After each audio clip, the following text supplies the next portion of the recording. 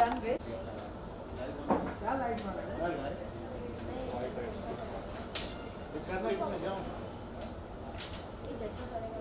कौन ले रहा है ये टेली थोड़ा सारा है ना आई थिंक ओह हाय हाय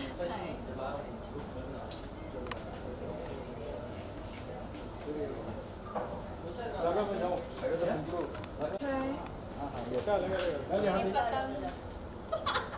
फिर से और एक बार once more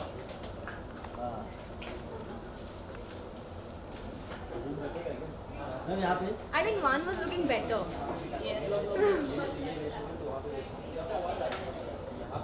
मैंने पतंग का प्रमोशन किया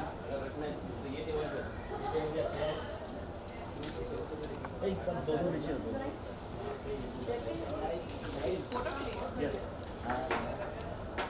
मैम लुक हियर आल्सो उनको फोटो कर लेना तो पहले हाँ look here ma'am look straight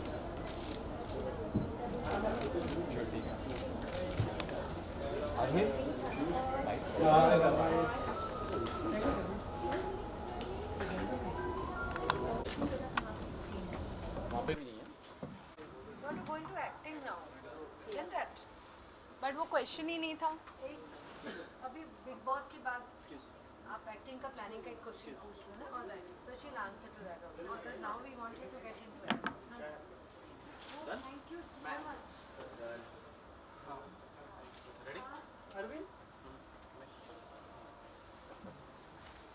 ready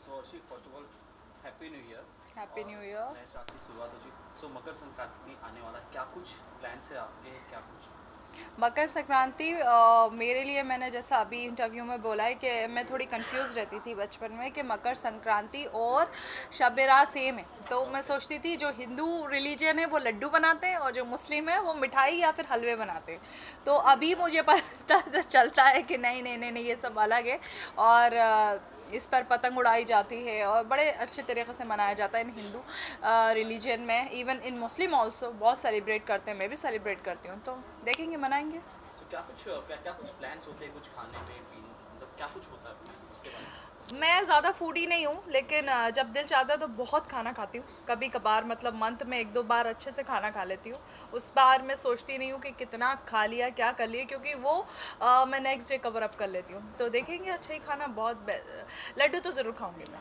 कोई फेस्टिवल या कोई त्यौहार आता है तो आपके लिए कितने मायने रखता है आप कितना उसे एंजॉय करती हैं आप मैं बहुत एंजॉय करती हूँ वो किसी भी रिलीजन का हो मुझे बड़ा मज़ा आता है चाहे दिवाली हो होली हो और ईद तो मेरा फेवरेट है तो मैं बहुत अच्छे से एंजॉय करती हूँ सो अगर बात की जाए बिग बॉस की बिग बॉस में दीपिका जीत कर आई है तो आप कितनी सेटिस्फाई हैं इस डिसीजन से और सीरियसली मैं बिल्कुल भी सेटिस्फाई नहीं हूँ बिकॉज़ मैं उस घर में रही हूँ और मुझे पता है कि कंटेस्टेंट कैसे होते हैं और वो खेल कैसा होता है और वो इतनी सीनियर थी लेकिन उन्होंने वो चार्म एक जो होना चाहिए था वो नहीं छोड़ा और मेरे हिसाब से तो डिज़र्विंग नहीं था मेरे हिसाब से तो अगर देखा जाए तो रोमिल ज़्यादा डिज़र्विंग था सुरभि राणा भी डिज़र्विंग थी दीपक ठाकुर था इवन श्रीशांत तो था ही मैम लेकिन आपने जैसे कि वीवो स्टार जब था बीच में जब एंड में आपने कहा था कि दीपिका ही जीतेगी और वही हुआ लास्ट में जो हम खेले थे जो हाँ। तो इसके पीछे क्या आप सच में फिक्स रहता है नहीं क्योंकि फिक्स काफी लोग बाद में भी ऑब्जेक्शन उठाए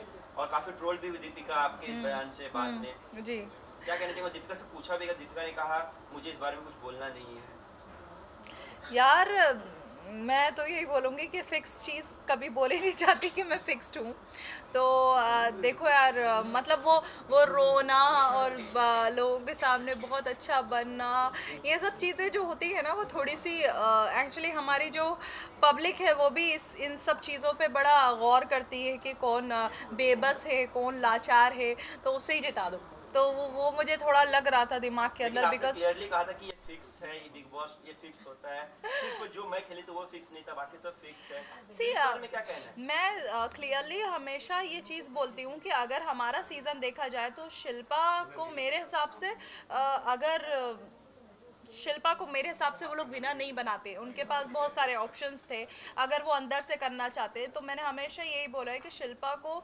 जनता ने विनर बनाया है, बिकॉज हाँ जनता ने बनाया है, क्योंकि पब्लिक ने उसके लिए इतना ट्रेंड चलाया, इतने ट्विटर्स पे थे उसके और इतने चाहने वाले थे। उसका जो भाभी जी कैरेक्टर था, मैं भी बहुत बार ये चीज़ बोली हूँ कि जब मैं बिग बॉस में गई थी तो मुझे नहीं पता था कौन सेलिब्रिटी है, मुझे नहीं पता था Vikas Gupta celebrity, I don't know, मुझे नहीं पता था हिना कौन है, प्रियांक कौन है, मैं नहीं जानती थी, लेकिन मैं शिल्पा को जानती थी और हितेन तेजवानी को।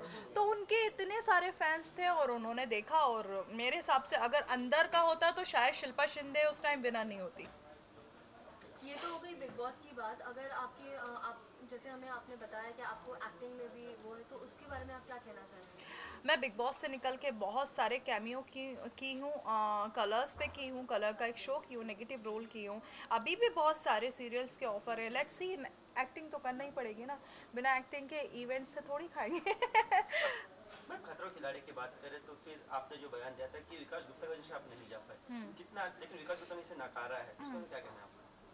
यार विकास गुप्ता के बारे में हम बात ही ना करें तो बेस्ट है, बिकॉज वो बिल्कुल यूज़लेस है। उसके बारे में बात करना मतलब अपना दिमाग ख़राब करना, क्योंकि आप उसके बारे में कुछ भी बोलेंगे वो तो बोलेगा नहीं नहीं मैंने तो ऐसा नहीं किया, वो अच्छी चीज़ों में पॉजिटिव एनर्जी क्यों नहीं डालती हैं, वो पॉजिटिव चीज़ों में क्यों नहीं डालती हैं, आपने मुझसे ये क्यों नहीं पूछा कि उन्हें अवार्ड कितने मिले, ऐसे से बात करने लगेगा।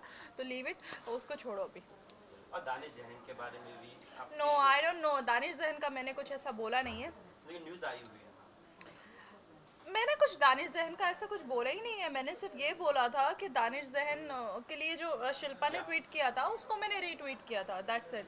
मैं दानिश जहन को भी नहीं जानती थी, मैंने कुछ इंस्टाग्राम पे कुछ स्टोरीज देखी, स्क्रॉल कर रही थी तो एकदम से वो सामने आया, तो मैंने कहा ये कौन बंदा है, तब जाकर मुझे पता चला कि वो उसका शो था ना, कौन सा S of S space. Of space, तो उसमें आया था। अच्छा, अगर इन फ्यूचर आपको खतरों खिलाड़ी में जाने का मौका मिले तो जाना चाहेंगे? क्योंकि विकास गुप्ता ने क्लियर कहा कि शायद उन्हें चांस ही नहीं मिला था, आप सेलेक्ट ही नहीं हुई थी, इस तरह की बातें कर रहे थे। विकास गुप्ता भी तो सिलेक्ट नहीं हुआ था, एकदम से कैसे चला गया? विकास गुप्ता की तो न्यूज़ में ही नहीं था कि विकास गुप्ता जा रहे हैं या नहीं जा रहे हैं।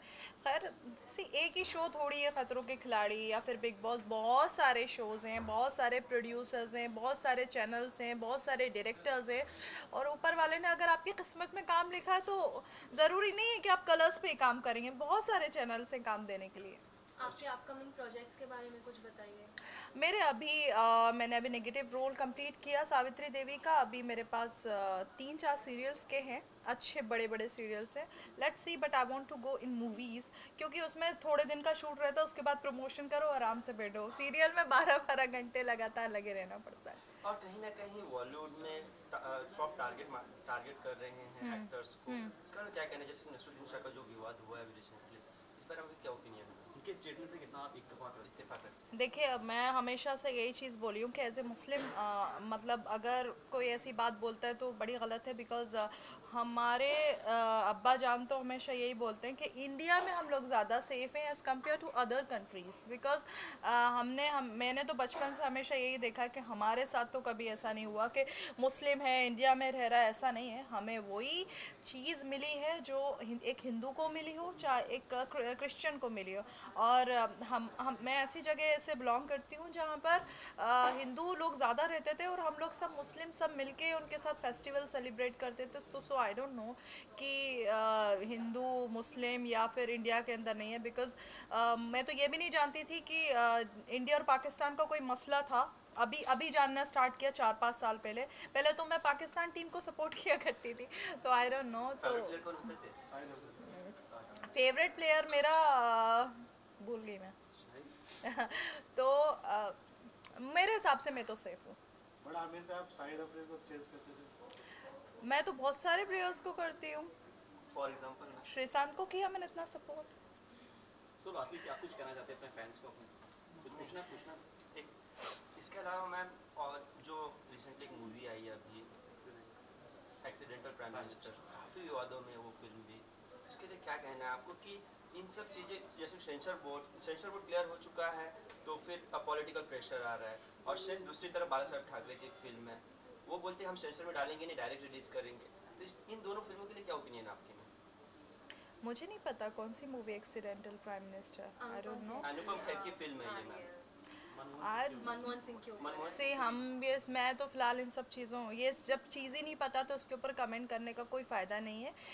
बिकॉज़ अगर उसके बारे में थोड़ा सा भी मुझे जड़ पता होती कि हाँ ऐसा है तो फिर मैं जवाब दे सकती थी। अच्छा, इसके अलावा अगर मकर संक्रांति आपको मनाना हो तो किस सेलिब्रिटी के साथ मनाना चाहेंगे आप? सलमान के साथ और किसके साथ, वही सबसे बेस्ट है हमारे लिए। चैलेंज भी किया हुआ है थोड़ा। ऑब्वियसली सलमान के साथ पतंग उड़ाना तो मतलब मज़ा आ जाएगा। मतलब पतंग को भी मज़ा आएगा कि हमारी डोरी कौन पकड़ा हुआ है।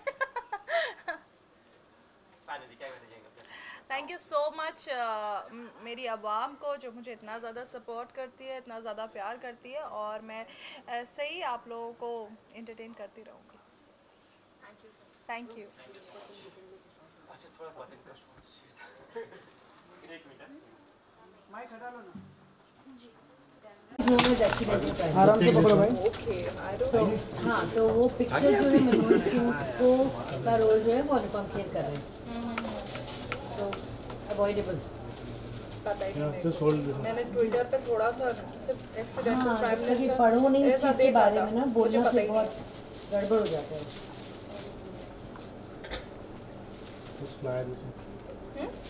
क्या करूँ ऐसे ऐसे? मैम एक उल्टा है। तो चलेगा यार। उल्टा है। हाँ उल्टा है। उल्टा है पतंग। चलेगा कुछ नहीं। अरे थोड़ी बांधा हुआ है। इसलिए मेरा पिक्चर होना चाहिए था ना। वो देखो नीला में पंजाब वाला गिर गया पतंग देखकर। हो गया? ठीक है, done. Done. Thank you. Thank you अशी ma'am.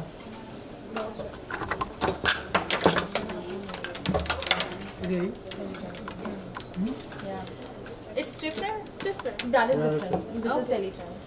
All are different. And this